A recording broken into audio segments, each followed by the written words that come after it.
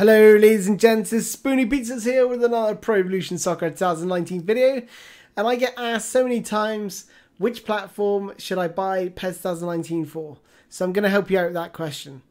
Okay, so I created a flowchart and I'll walk you through it. So in the bottom right corner we've got the PC requirements, the minimum and recommended.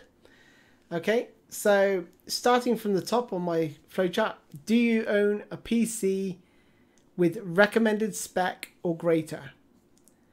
If you say yes to that, the next question is, do you own a 4K HDR monitor with your PC, and are you 100% sure your PC can handle 4K HDR?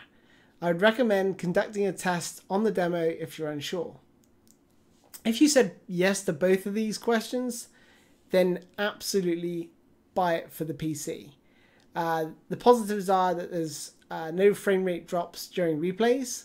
You've obviously got the plethora of mods and option files, which will always have the latest transfers.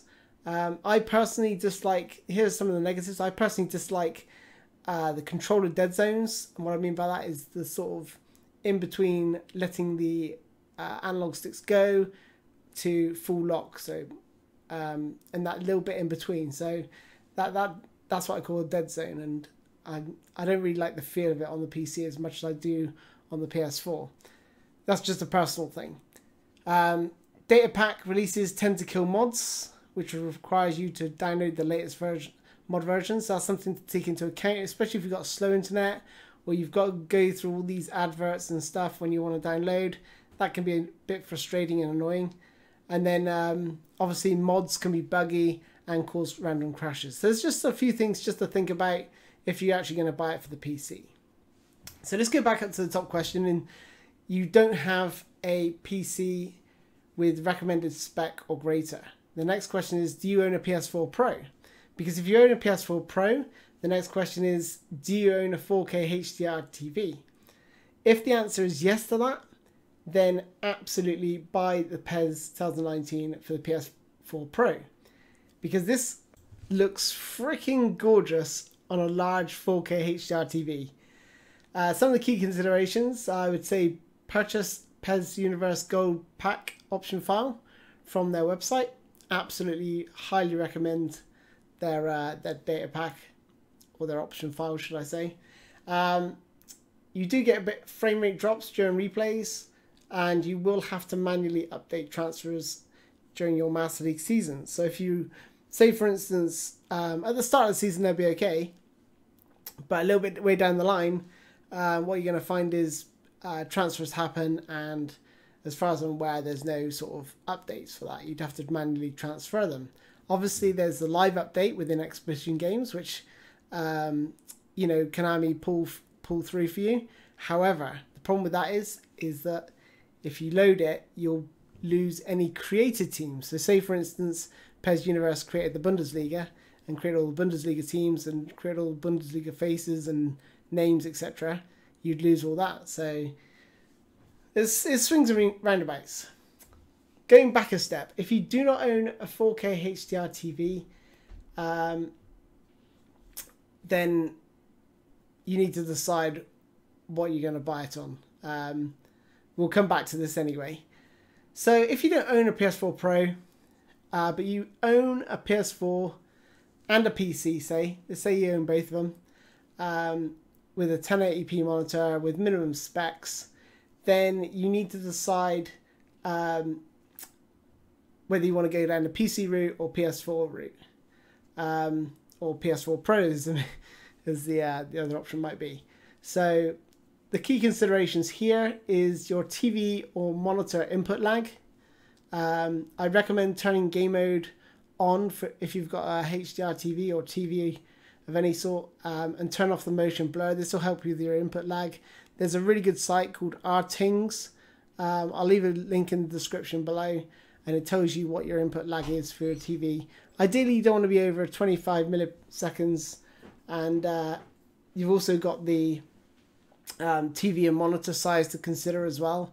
You know, if you've got a nice big 65-inch TV, then against a 17-inch monitor or a little laptop you got, then there's loads of factors to consider. You know, that TV might be in use by your partner or your wife or whatever, so you may not have access to it all the time. So there's just a few things to consider.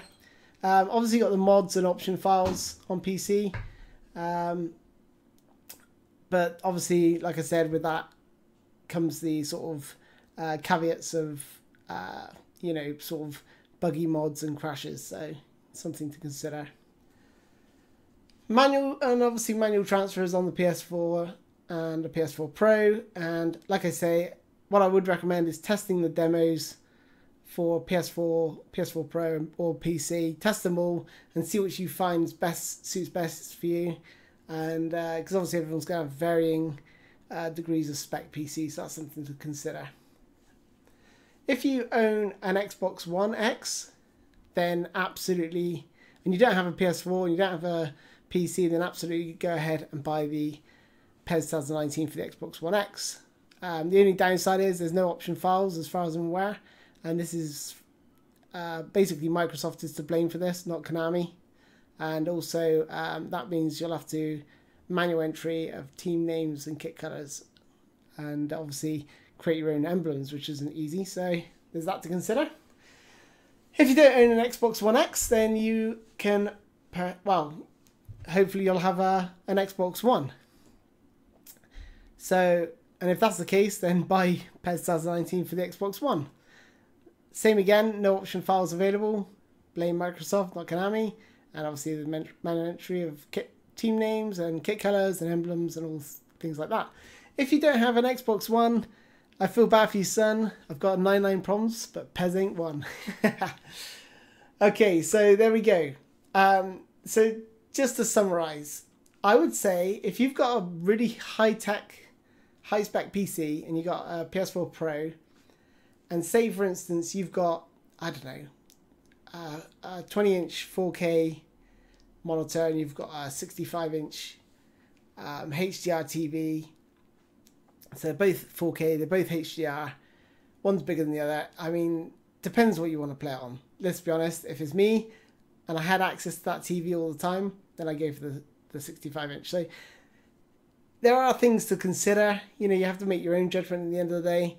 But, you know, I own a beastly PC. I've got a pretty average monitor. It's only 1080p. So it's nothing special. So that's why I'm going to play mine on my 4K HDR TV. If you want some recommendations for TVs or anything like that, or any questions you got about this, just ask away. But like I say, you got to consider the spec of your PC as well. That really does come into consideration. But like I say, just test it on the demo. If you find it's like not the best, then obviously get it for your PS4 or Xbox. To be honest, I'd always go. This is how I would do it if I had amazing TV. Ignore the fact that you've got a great TV. So say you've got amazing monitors, you've got amazing TVs in the house. I personally would go down the PS4 Pro route because I like the controller more than I do on the PC. Then it would be the PC, and then the PS4, then the Xbox One X. And the reason for that is because of the option files. Microsoft have basically killed everyone off with the imports via USB. So, and if you haven't got Xbox One X, then go for the Xbox One. That concludes this video, guys. Hope that helps, and please let me know what you think in the comments and what you're going to buy it for. And yeah, thanks for watching, guys, and I'll catch you in the next video. Cheers, guys. Bye-bye.